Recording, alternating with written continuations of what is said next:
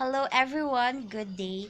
My name is Giselle Handayan Makibulan, here again for another video.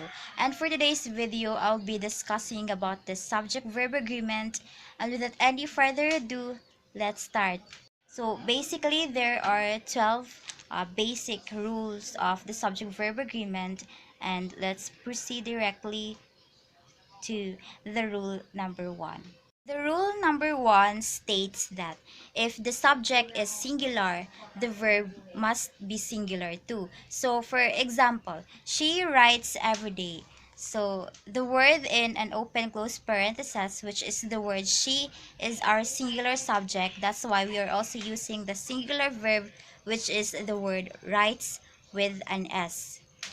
Let's proceed to the rule number 2, which states that if the subject is plural, the verb must also be plural. So, for example, they write every day.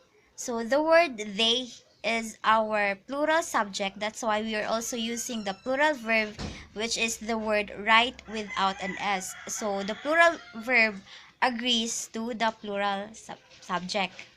Proceed to the rule number 3, and the rule number 3 states that when the subject of the sentence is composed of two or more nouns or pronouns and it is connected by the word and, we use the plural verb. So take a look at the example below.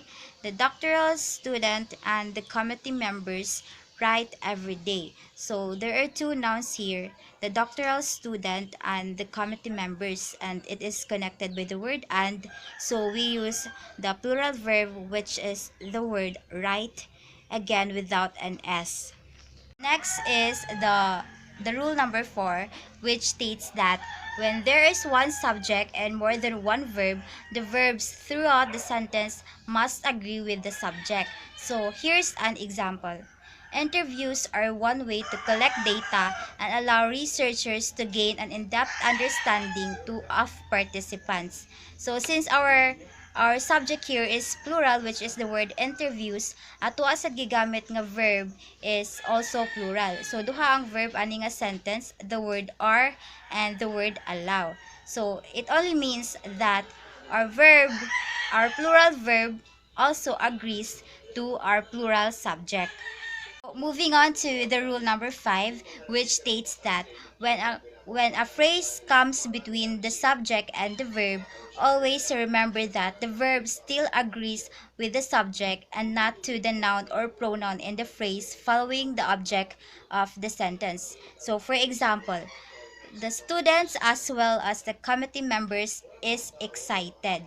So, the phrase here is in between the subject and the verb is the word as well as, or as well as the committee members. So the verb must still agrees to the subject, which is the student. So the student is a singular subject. That's why we are also using the singular verb, which is the word is.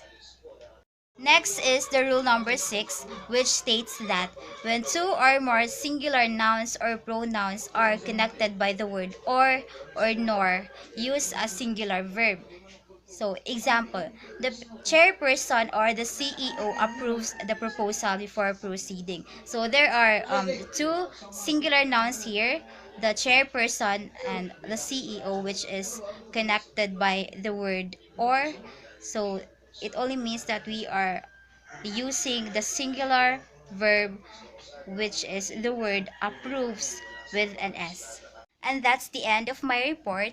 For more and further discussion of the rules of the subject-verb agreement, Miss Elisa Lumod will be discussing it to you guys since we are sharing the same topic. Thank you so much.